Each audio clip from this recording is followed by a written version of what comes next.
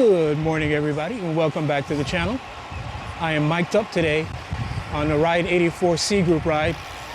I decided to come out today with the C Group because I've got a big weekend of riding. I did a lot of riding throughout the week, and sometimes it's good to take it easy. You don't have to push on every single ride. The C Group is a good ride, good tempo ride. After all is said and done, we'll probably still end up with 20 mile an hour average. The rolling pace here is 19 to 21. Roll a double pace line. And the group is just nice, chill tempo. I'm actually way in the back. There may be a couple people behind me, but that's it. Got a few friends out here. You see Lily over to the right in the pink. And across from her, you may be able to make out, that's Tracy. Two riders up ahead of me. But like I said, I'm way in the back. So what I wanted to talk about on today's video was things that have changed in cycling over the last 15 or 20 years, not over the last 5 or 10 years. I recently did a video where I talked about old school riding techniques versus modern riding techniques. And it just got me thinking about how has this sport gotten better? I don't think the sport has gotten better in terms of the way how people ride their bike, meaning their skill on the bike. I think the fitness of cyclists over the years has gotten better. And I'll talk about some of the reasons why I think that is. Mostly nutrition, science and technology, that kind of stuff. But it comes down to the products that we have available to us versus what we would have used 15 or 20 years ago. And I've had a front row seat to be able to witness it all. I think technology is great. Innovation is great. I think that innovation for the sake of innovation, I don't like that for cycling because cycling is really a sport about simplicity, but it still happens. I don't lose any sleep over it. So the first and most obvious ways that the sport has improved substantially over the last 15 to 20 years is the bikes. I'm not talking about necessarily carbon, because what I'm going to say is true for all materials. The aerodynamics of bikes has gotten better. The stiffness and compliance and lightness has gotten substantially better across all forms of materials. It's one of those things where if I were to go ride a carbon frame from 20 years ago versus a carbon frame from today, you'd be like, oh my gosh, this thing is so much better. Not that you couldn't ride the old stuff, but you definitely would notice the difference. Same thing with steel. Having an opportunity to ride steel from back then versus a new modern steel, it is crazy how different they are. Same with aluminum. Haven't had an opportunity to do that with titanium. People tell me that the technology in titanium really hasn't changed that much. Not sure about that. I'm gonna have to ask a titanium expert, or if you have experience with titanium frames from 15 or 20 years ago versus the way how titanium is today, weigh in the comment section and let us know how you think, or whether or not you think titanium has gotten better. So frames are way better. The other one is tires. Technology with tires today, the rolling resistance, the compliance that tires offer, the puncture resistance, and the ability, because of the volume and the technology of the rims, which I'll talk about next. Tires and the technology, the advancement in tire technology is amazing. We have better rubber compounds, so they last longer, they're lighter, they feel better.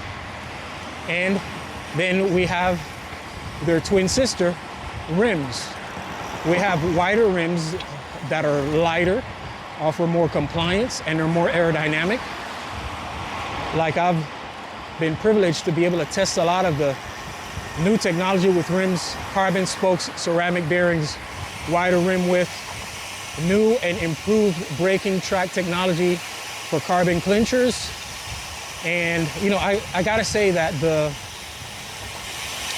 wind space hypers that I recently did a review of on the channel, one of the things that I mentioned was I didn't really get an opportunity to test how they performed under braking, but having an opportunity to ride them more extensively over this past week, I can really say that what they have done with the material that they're using, the surface is a 3K carbon surface that's specifically designed for braking.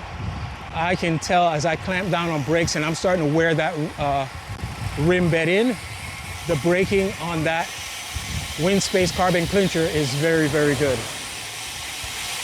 For example, I am on my Elite carbon clinchers, and the braking technology that I'm feeling from the wind space is better than on these. So now, I was very dubious about carbon spokes at first, thinking that they were gonna beat the heck out of me, but it just seems like that wheel and tire package, the carbon spoke technology, along with being able to run a higher volume tire at lower pressures, seems to be a very good match. Now, the funny thing is this, on those wind space, I don't have ceramic bearings, I do have carbon spokes, but it's amazing that even running those at 26 millimeters, they're still very compliant. Along the line of something like that I would feel from my Mavic Ceriums, running those at the same tire volume. So definitely something to take into consideration. So what we have in terms of wheel and tire package, way better. Next is componentry. The shifting technology, even in the lower tiered stuff, is great. Now, my shifting expectation is low. Here's why. I come from the era of friction shifting where I would be like very happy just to get my bike in a gear that I desired and be able to pedal. So a lot of people will compare or do a review on shifters and talk about, well, they're subpar because they don't shift as fast as this other thing. I don't think how fast you're able to get your bike into a gear is a big deal. Yes, you want something that shifts from the front chainring to the small chainring and back. You want that to perform really well.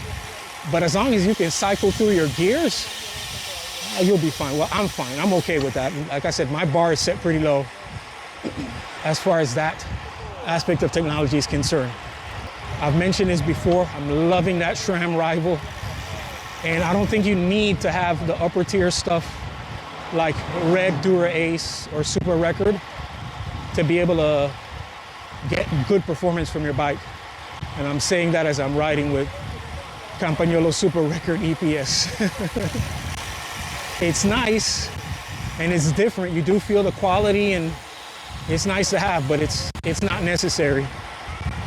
And you do get a small weight gain or weight benefit with better componentry, but for most people, it's really not something that I would think would make a substantial difference in terms of your riding.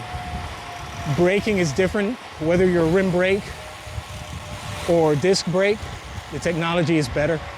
The materials that we're using and brake pads is better. So you're able to control and slow the bike down in a better, safer manner. Any way that I want to take a look at componentry is much better today than it was 15 or 20 years ago. The ergonomics and comfort and the choices we get from the cockpit, being able to dial in your stem length, the angle, realizing that a narrower bar is better. Back in the day, everybody wanted a wider bar because we were told you want to be able to open your chest up, but you're like a parachute. All right, so I've covered frame, components, shifting, braking, tires, wheels. Next is clothing, the kit, the quality of the kit, the aerodynamics, the fit, the comfort, how well the bibs are able to support you in the right areas, keeping your ha-ha or your hoo-hoo nice and comfortable throughout the ride. That's a big deal. So you compare what we have now with the clothing, particularly the bibs, along with the choices that we have with saddles, understanding sit bones and stuff like that. Technology is way, way better. Back in the old day, you sat basically on a brick and they told you to toughen up, to get used to it. And that's basically what we did. Next is the technology like cycling computers. Back then, there were 2 players in town, Cat-Eye or Avocet, and I think Polar also, 3 players in town. And you just had basic metrics: speed, average speed, distance, how long you've been on the bike. Polar had heart rate monitors, but we didn't have power meters and turn-by-turn GPS, accident alert, you know, your computer letting you know you need a 36-hour break after this ride because of the relative effort that you put out. That's crazy. So much better today than it was in the past. And I cannot forget Strava. If you wanted to keep a mile log, you needed a journal to be able to track your miles and take notes and things like that. So that's another area where the cycling has gotten substantially better. I have a friend of mine that I've talked about on the channel before, Hugo, who one day we were talking about the differences in cycling, and Hugo was telling me about how Whoop helps him so much to understand when to take a break, how to read his body. You know, back in the old days, we didn't have Whoop, so if you were feeling tired, you'd go for a ride. If you're feeling good, you go for a ride. So that's one of the ways that things have changed a lot. Just the technology that we have, the nutrition, electrolytes. I had a friend that his electrolyte mix back in the day was Gatorade and Sprite. That was crazy. Back then it was kind of like water or Gatorade and Coca-Cola. We'd stop halfway in a ride at a 7-Eleven or something like that, grab a Coke, some Twinkies, and we'd keep hustling. But now the stuff with gels, understanding what to put into your body before the ride, during the ride, and after the ride is amazing. We can ride so much faster, so much further with what we understand about nutrition today versus in the past. And you know, there's that whole thing right now where the pros are working to a point where they can consume like 60 to 100 grams of carbohydrates every hour. It was nothing like that back in the day. You know, you would be like, you'd have bubble gut if you did that back in the day with the products that we had. But learning how to train your gut, how to use nutrition that way to benefit you, to be able to ride faster and longer, that's another way that the sport has improved tremendously. So yes, while a lot of the aspects of the riding, to me, has not gotten better, in fact, it has gotten worse, the skills that I see in group riding is nowhere near as good as it was in the old days. It could be that less people study the sport, there's more people in the sport, more people come into the sport at an older age where they're less athletic. I'm sticking to my guns on that one. But in terms of the technology and things that we have that make being able to ride the bike better, no comparison versus where we were 15 to 20 years ago. But those are my takes. Let me know what you think. What are your observations about the way how the sport has improved over the last 15 to 20 years? What are some of the technological advancements that you like and you benefit from? Let us know in the comment section below. All right, guys. That's all I've got for you today. As always, our aim here at the channel is to inform, instruct, inspire, and be blessed.